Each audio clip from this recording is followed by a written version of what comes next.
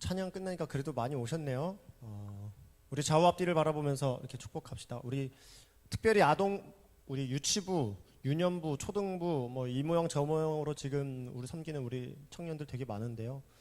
수고 많았다고 우리 잘 안 보이시니까 우리 다 같이 박수로 격려할까요? 네, 우리 캠프 잘 마무리 됐겠죠? 저도 끝까지는 다 못 보고 지금 예배 준비하러 왔는데 이틀 동안 8,000원짜리 피로회복제 2번 먹었어요. 진짜. 그리고 아이들이 너무 예쁘고 우리 선생님들이 너무 열심히 수고하셔서 캠프 잘 끝났을 거라 믿고요.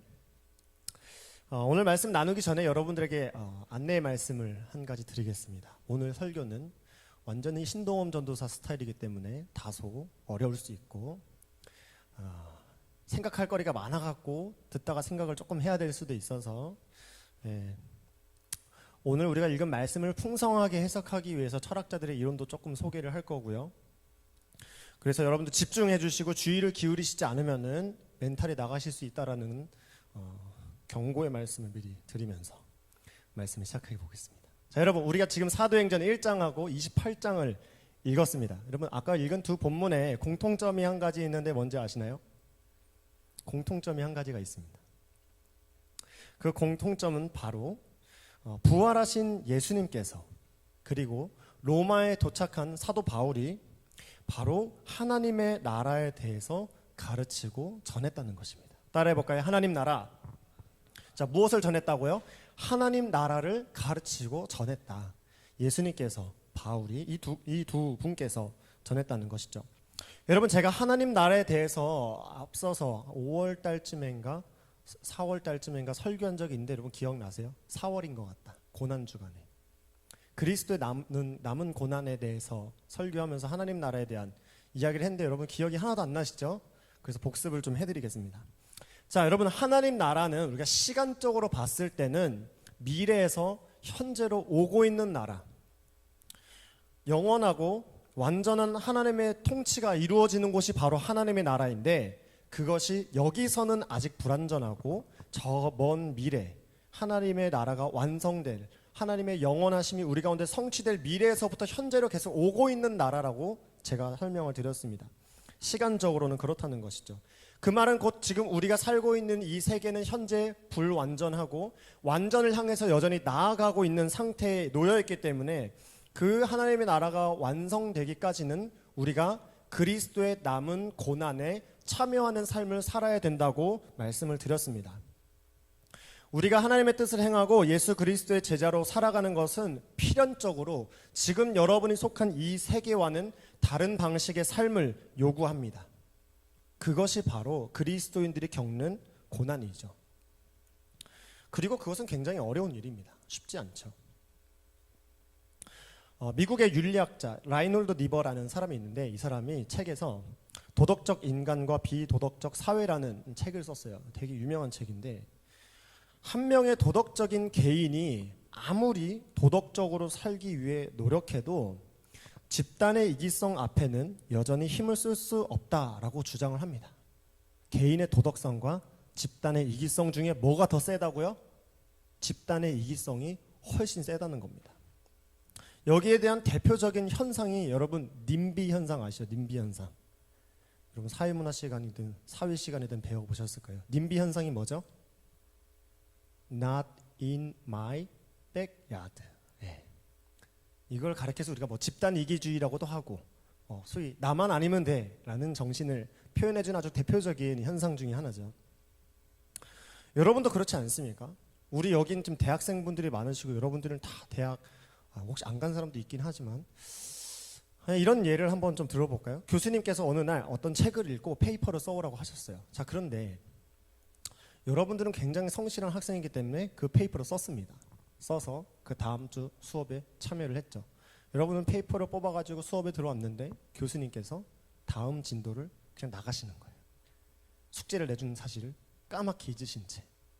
자, 여러분은 숙제, 페이퍼를 가지고 책상에 앉아있고 여러분 주변을 보는 친구들이 페이퍼를 안 써온 친구들이 많아요. 그 친구들은 교수님이 숙제를 내줬다는 사실을 잊고 지나가길 원하시는데 여러분이라면 그 자리에서 어떻게 하시겠습니까? 교수님, 숙제가 있었습니다. 당당하게 외칠 수 있는 분 있나요? 대학생이라면 있을 수도 있을 것 같아요. 왜냐하면은 저희 학교는 좀 감리교신학대학교는 조금 특이한 케이스긴 하지만 일반적으로 종합대학교 막 몇천 명, 막 만 명 단위로 다니잖아요. 그러면은 어차피 한 번 보고 안 볼 사이, 교양 과목이었으면은 더 안 볼 사이니까 나는 교수님께 예쁨 받고 더 높은 성적을 얻기 위해서 얼마든지 페이퍼 있었다고 말할 수 있지 않겠습니까? 그치 성주야? 충분히 있겠죠. 그럼 우리 한번 생각을 바꿔보자. 여러분 고등학교라면은, 여러분 지금 고등학생이라면은 숙제가 있었다고 말할 수 있을까요? 대인관계에 훨씬 예민한 시기잖아요. 비록 내가 숙제를 해왔고 선생님께 예쁨을 받고 싶지만 내가 숙제해왔다고 그 한마디 하는 순간 여러분 반에 있는 모든 학생들이 여러분을 적으로 돌릴 수 있는 그런 현상이 생겼을 때 여러분은 개인의 도덕성과 집단의 이기성 사이에서 어떻게 행동하시겠습니까?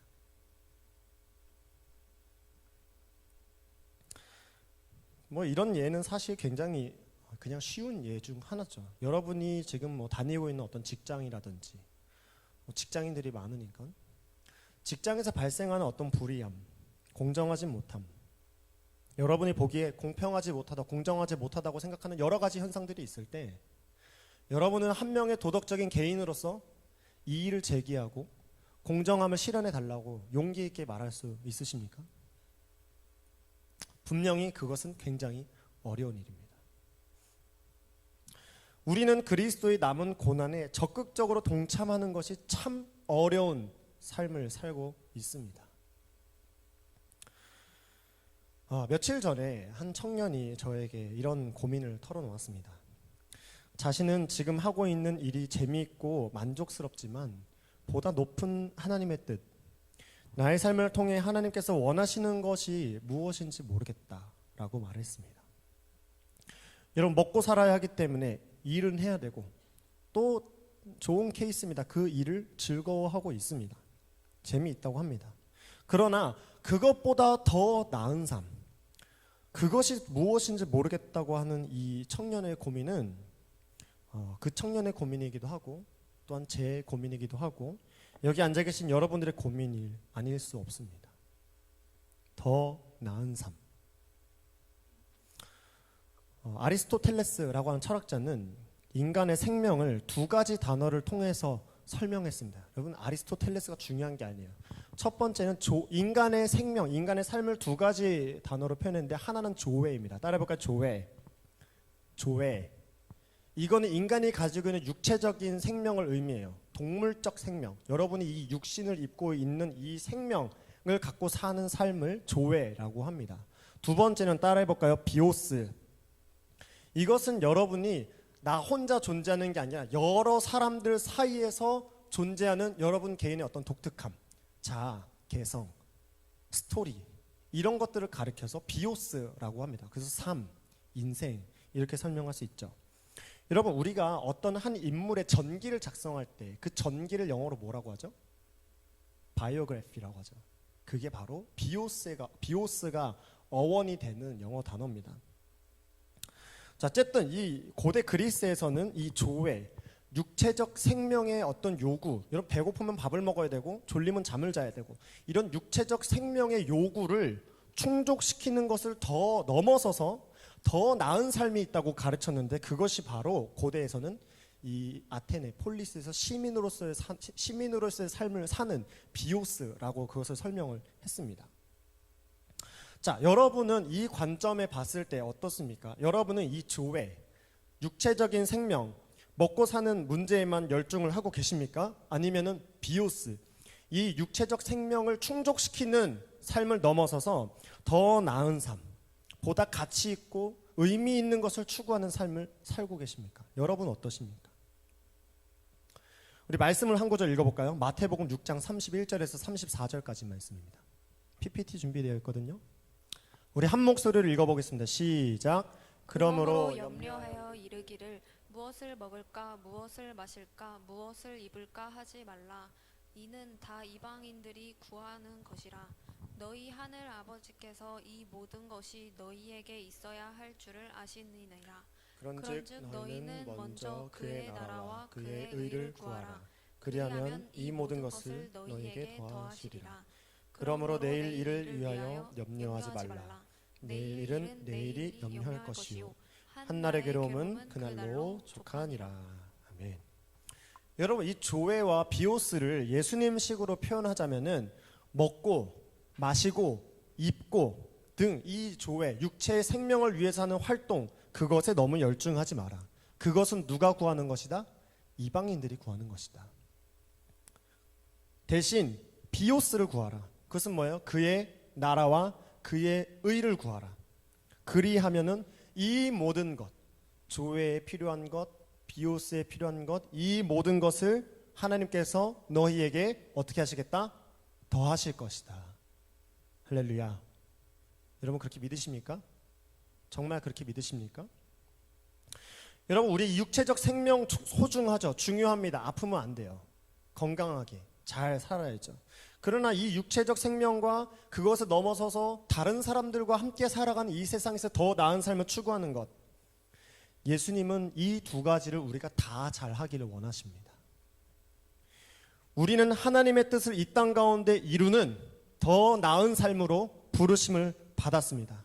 여러분 그렇게 믿으십니까? 여러분은 먹고 사는 문제에만 치중하도록 부르심을 받지 않았어요. 그러나 이제부터 정말 여러분 더 어려운 현실을 여러분한테 얘기할 텐데, 이 문제는 우리가 문제가 있다라는 걸 의식하는 것만, 인식하는 것만으로는 절대 해결되지 않는 그런 문제입니다. 그냥 여러분이 죽을 때까지 평생 싸워야 될 문제를 제가 지금부터 말씀드릴 거예요. 여러분, 조회와 비오스라는 단어가 고대 그리스 BC 막 500년, 600년 이때 나온 얘기고, 현대적으로 조금 다르게 표현을 하자면은 한나 아렌트라고 하는 아줌마가 있었습니다. 미국의 정치 철학자인데요. 이 아줌마가 인간이 활동할 때, 여러분 막 활동 많이 하잖아요. 그렇죠? 친구도 만나고 밥도 먹고 일도 하고 여러 가지 활동을 하는데, 인간의 활동을 큰 범주로 나누면 세 가지로 나눌 수 있다라고 주장을 했습니다. 첫 번째는 노동이에요. 이 노동은 뭐냐면은 그냥 조회를 위한 것이라고 생각하면 되게 편한데, 여러분이 회사에서 일을 하거나 아니면 농사를 지어서 쌀을 수확을 하거나 아니면 돈을 지불해서 밥을 먹는 모든 활동, 넓은 의미에서 여러분의 육체적인 생명을 유지시키기 위해서 하는 모든 활동을 가리켜서 뭐라고 한다? 노동이라고 한다. 자, 두 번째, 작업은 쉽게 말해서 여러분이 살고 있는 이 세상을 만드는 거예요. 여러분 지금 어디에 앉아 계세요? 의자에 앉아 계시죠? 그렇죠? 여러분, 의자가 만들어지기 전에는 여러분들이 어디에 앉아 있을까요? 바닥에 앉아 있겠죠. 자, 근데 우리가 작업을 통해서 의자라는 것을 만들어내고 그 의자에 여러분이 앉게 됩니다. 의자에 안 앉으면은 어떻게 되죠? 뭐 이상한 사람 되는 거예요. 미개한 사람 되고. 여러분, 우리나라는 숟가락과 젓가락을 잘 사용하잖아요. 그렇죠? 근데 이제 동남아 같은 데 단기 선교 가시면 아시겠지만 여러분 손으로도 많이 먹어요. 근데 우리나라 이 문화의 입장에서는 숟가락과 젓가락을 이용하는 것이 당연하게 여겨지잖아요. 그게 우리만의 세계, 우리만의 문화, 이런 것들을 만드는 것을 작업이라고 합니다. 자, 세 번째. 자, 마지막 이 세 번째 행위는 노동이나 작업하고 아주 구별되는 아주 독특한 활동인데, 이 비교해서 이해하면 정말 쉬워요. 자, 여러분, 노동은 혼자 할 수 있을까요? 없을까요? 노동 혼자 할 수 있을까요? 없을까요? 있어요. 일을 하건 농사를 짓건 밥을 먹건 모든 노동에 속한 활동은 여러분 혼자 할 수 있습니다. 또 요새 혼자 하는 게 유행이잖아요. 혼밥, 1인 식당 이런 것들이 계속 늘어나고 있잖아요. 노동은 혼자 할 수 있어요. 두 번째, 작업도 혼자 할 수 있어요. 김선영 어디 갔어? 갔어? 우리 김선영 씨가 요새 가죽공예 공방을 다니면서 공예 활동을 배우고 있어요. 여러분, 지갑 만들고 카드 꽂아서 들고 다니잖아요. 지갑 만들어 놓고 장식품으로 놓고 카드만 주머니 넣고 다니지 않잖아요. 그렇죠? 작업도 혼자 할 수 있어요. 자, 그런데 행위는 무엇이냐? 여러분, 행위는 필수 조건이 두 사람 이상 존재해야 돼요. 두 사람 이상 꼭. 그리고 그 사람, 나와 이 사람 혹은 두 사람, 세 사람이 모여서 서로 말하고 행동하고 설득하고 어떤 가치를 제시하고 그래서 같이 움직이게 만들고 이러한 모든 활동을 가리켜서 무엇이라고 한다? 행위라고 한다. 아주 쉽게 그냥 이야기를 하면은 정치적인 것을 의미합니다. 자, 아렌트에 따르면은 노동과 작업은 이 행위를 위한 조건이 된다고 하거든요. 자, 이렇게 이해하면 좀 더 쉬울 거예요. 여러분이 조금 먹고 살만해야 다른 사람에게도 관심을 가질 수 있는 것은 여러분 당연한 일 아닐까요? 그렇죠? 여러분의 삶에 좀 여유가 있어야 남에게 베풀고 다른 사람의 유익을 위해 살 수 있겠죠. 오히려 조금 더 쉬울지도 모르죠. 그렇죠? 그런데 우리가 살고 있는 현대 사회의 가장 큰 위기는 뭐냐면은 이 조회, 육체적 생명과 노동의 문제에 너무 몰두한 나머지 비오스를 향해 가는 삶, 행위라고 하는 활동을 하기가 점점 어려워지고 있는 상태로 가고 있다는 거예요. 그래서 더 나은 삶을 향해 우리가 무엇을 할 수 있을까 고민하기보다는 당장 취업 어떻게 해야지? 당장 저축 어떻게 해야지? 당장 내 먹고 사는 문제 어떻게 해야 되지? 여기에 우리가 너무 몰두한 나머지 더 나은 삶에 대한 고민을 할 수 없는 사회, 분위기 이런 것들이 형성되어 가고 있는 시기에 여러분들이 살고 계신다는 것입니다. 취업이 좀만 더 잘 됐더라면, 아니면 내 월급이 조금만 더 높았더라면, 아니면 내 퇴근 시간이 조금만 더 빨랐더라면, 혹은 내가 평안하게 쉴 수 있는 이 주거의 안정성, 단칸방이라도 좋으니 내 집이 하나라도 있었으면, 그렇게 됐다면 여러분의 삶은 교회가 됐든 선교 활동이 됐건 봉사 활동이 됐건 여러 가지 의미에서 여러분들은 더 나은 삶을 살기 위해서 생각하고 노력할 수 있을지도 모릅니다. 여러분이 일한 만큼, 노동한 만큼의 삶을 살지 못하는 상태에 대해서 마르크스는 노동의 소외라고 불렀습니다. 내가 100이라는 노동력을 투입을 하면은 거기에 대한 대가 100을 받아내야죠. 그러나 실제로 여러분이 투자하는 노동력 100에 비해서 여러분이 받는 것은 10, 20, 30, 나머지는 자본가가 가져가는 이 상태를 막스는 노동의 소외라고 지적을 했습니다. 자, 그런데 이 문제가 과연 현대사회만의 문제냐, 지금 여러분들이 살고 있는 시대만의 문제냐? 그렇지 않아요. 여러분 말씀을 한번 찾아볼까요? 창세기 2장 15절 말씀. 창세기 2장 15절 말씀을 한번 찾아서 읽어봅시다. 다 찾았나요? 시간 없으니 빨리 읽읍시다. 시작. 여호와 하나님이 그 사람을 이끌어 에덴 동산에 두어 그것을 경작하며 지키게 하시고. 아멘. 여러분, 노동은 말이죠, 하나님이 인간에게 첫째로 부여하신 활동이에요. 노동하지 않고 살 수 있는 인간은 아무도 없습니다. 그리고 이 노력한 만큼의 어떤 대가를 얻는 것이 정말 너무나 당연하다고 우리는 생각을 하지만, 여러분, 죄가 관영한 이 세상에 대해서 창세기는 이렇게 얘기합니다. 우리 3장 18절 한번 읽어볼까요? 3장 18절 읽어보겠습니다. 시작. 땅이 내게 가시덤불과 엉겅퀴를 낼 것이라 내가 먹을 것은 밭의 채소인지. 여러분, 우리가 이 땅에서 경작하고 농사하고 무언가를 하면은 그냥 거기서 내가 농사 지은 만큼의 뭔가를 얻기를 원하는데, 실제로 땅이 우리에게 주는 것은 가시덤불과 엉겅퀴를 내는 거예요. 하나님께서 6일간 창조하시고 제7일에 안식하신 이유가 있습니다. 하나님이 쉼이 필요해서 그런 게 아니에요. 쉼은 누구에게 필요할까요? 여러분과 저에게 쉼이 필요하고 또 이 땅에도 쉼이 필요합니다. 그래서 노동으로 고단한 인간의 육신과 토양에 쉼을 주시기 위해서 하나님께서 안식이라는 개념을 창조하신 거예요. 근데 오늘날 우리가 살고 있는 이 세계는 어떻습니까? 여러분, 여러분이 쉬는 만큼 여러분의 벌이도 같이 줄어들어요.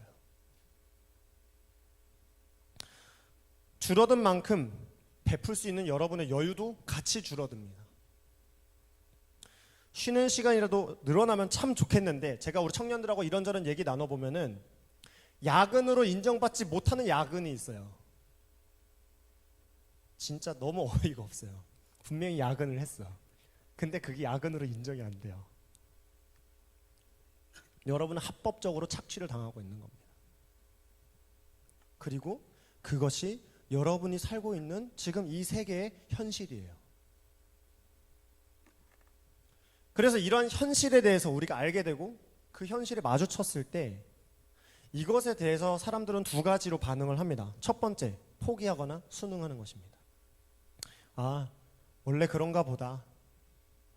뭐 내가 나 하나 어떻게 한다고 바뀔 수 없으니까 그냥 나는 이 체제에 순응하자 하면서 그 시스템 안에서 살아가기로 결정을 합니다. 둘째, 어떤 사람이 있을까요? 그럼에도 불구하고 변화를 추구하는 사람들이 있습니다. 비록 그 변화가 바위에 계란치기 같이 그 변화의 조짐이 정말 잘 보이지 않고 쉽게 달성하기 어려운 문제라고 할지라도 우리가 살고 있는 이 땅에 하나님의 나라를 이루기 위해서 지금도 끊임없이 노력하는 사람들이 있습니다. 하나님의 나라가 이 세계 가운데 이루어질 수 있도록 그의 나라와 그의 의를 구하는 삶을 사는 우리 믿음의 사람들이 여전히 이 땅 가운데 있다는 것입니다.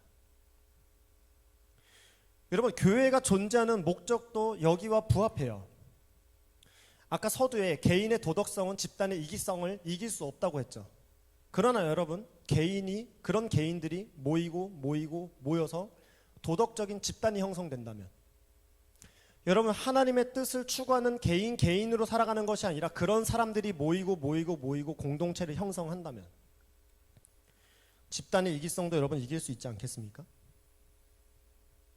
여러분, 우리는 이미 모여 있잖아요. 교회라는 공동체가 이미 형성되어 있잖아요.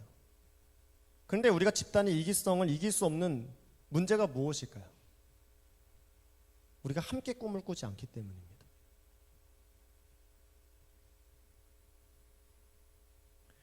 우리가 서로 모여서 위로하고 격려하는 것을 넘어서서 우리가 살고 있는 이 세상이 어떻게 하면 하나님의 나라가 될 수 있을까에 대해서 진지하게 고민하고 실천하는 모임이, 그러한 신앙 활동이 아직 잘 이루어지지 않고 있다는 것입니다. 여러분, 골로새서에서 바울은 이렇게 말합니다. 우리 PPT 좀 띄워주시겠어요? 우리 한 목소리로 읽어보겠습니다. 시작. 그는 보이지 아니하는 하나님의 형상이시요 모든 피조물보다 먼저 나신 이시니 만물이 그에게서 창조되되 하늘과 땅에서 보이는 것들과 보이지 않는 것들과 혹은 왕권들이나 주권들이나 통치자들이나 권세들이나 만물이 다 그로 말미암고 그를 위하여 창조되었고 또한 그가 만물보다 먼저 계시고 만물이 그 안에 함께 섰느니라. 아멘. 여러분, 만물이 다 그로 말미암았대요. 그가 누구예요? 그리스도를 말하는 거예요. 할렐루야. 여러분, 우리가 살고 있는 이 세계 모든 피조물, 모든 만물이 누구를 통해서 만들어졌다고요? 그냥 하나님 말하는 거 아니에요. 골로새서는 그리스도를 말하는 거예요. 예수님을 말하는 거라고요. 만물이 다 그리스도로 말미암고 그리스도를 위하여 창조되었고 또한 그리스도가 만물보다 먼저 계시고 만물이 그리스도 안에 함께 섰느니라. 여러분 삶의 중심에 그리스도가 계십니까? 여러분 개인 안에 그리스도가 계십니까? 아니면 우리 공동체 안에 정말 그리스도께서 계십니까? 여러분, 성령이 우리 안에 오셔서 우리의 영과 하나님의 영이 우리가 하나님의 자녀인 것을 증언한다고 하셨습니다. 자, 그런데 왜 우리의 삶이 아직 여기에 머물러 있냐는 것입니다. 여러분, 하나님의 꿈을 꾸시길 바랍니다. 하나님은 우리가 살아가는 이 세계가 바로 하나님의 나라가 되기를 원하십니다. 여러분이 몸담고 있는 곳이 하나님의 나라가 되기를 원하십니다. 물론 그걸 만들어가는 과정은 정말 쉽지가 않을 거예요.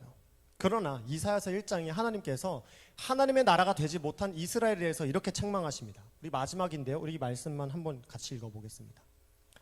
이사야서 1장 11절에서 17절까지 우리 한 목소리로 읽겠습니다. 시작. 여호와께서 말씀하시되 너희의 무호소한 재물이 내게 무엇이 유익하느뇨.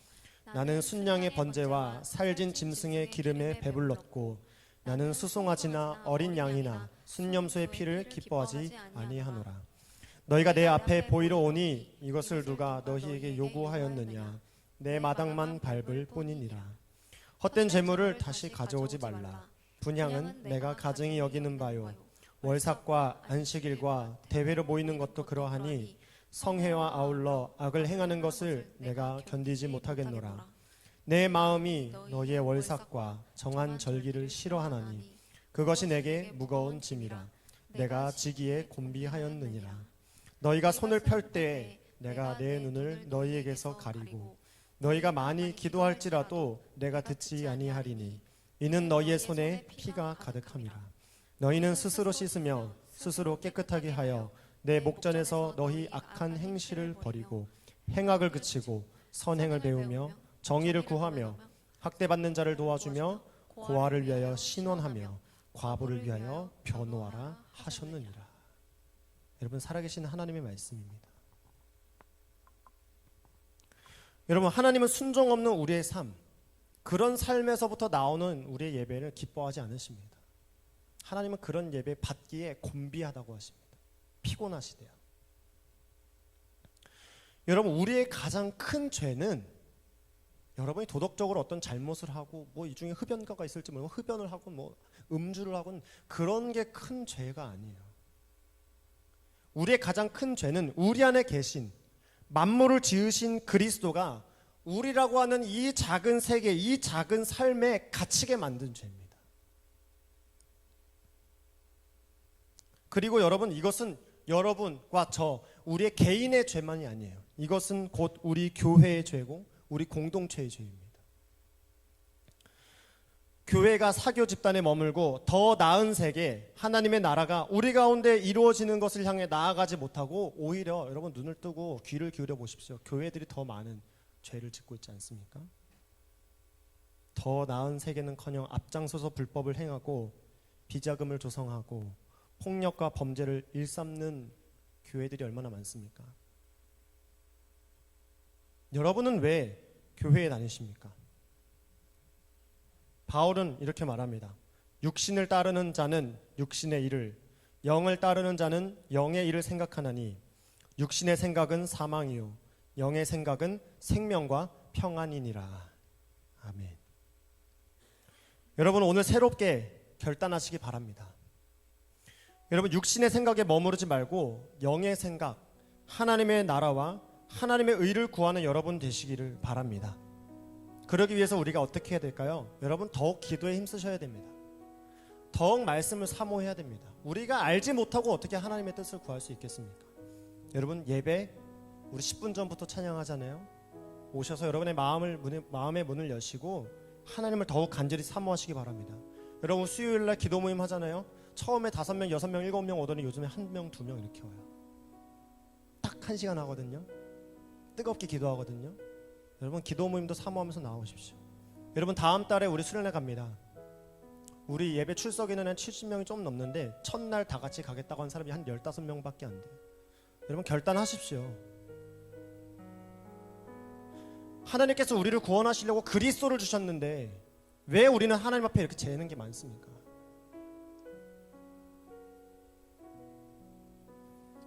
여러분이 하나님 앞에 설 수 있는 기회가 주어질 때마다 여러분 성심을 다해서 서십시오. 기회는 다시 오지 않습니다.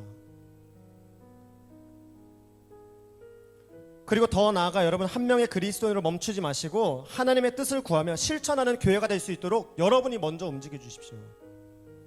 여러분이 교회입니다. 우리가 할 수 있는 작은 일을 찾고 도전하여 하나님의 빛을 우리 세계 가운데 드러냅시다. 할렐루야. 우리가 조회에 머물지 말자고요. 내 육신의 생명을, 내 육신의 이 장막을 지키는 일에 급급하지 말고 비오스, 더 나은 삶, 우리가 살고 있는 세계에, 아니면 우리가 속한 이 판교라는 지역에 우리가 어떻게 하나님의 나라를 이룰 수 있을지 고민하고 실천하고 또 우리가 함께 그 일들을 해나갈 수 있기를 주님의 이름으로 축복합니다.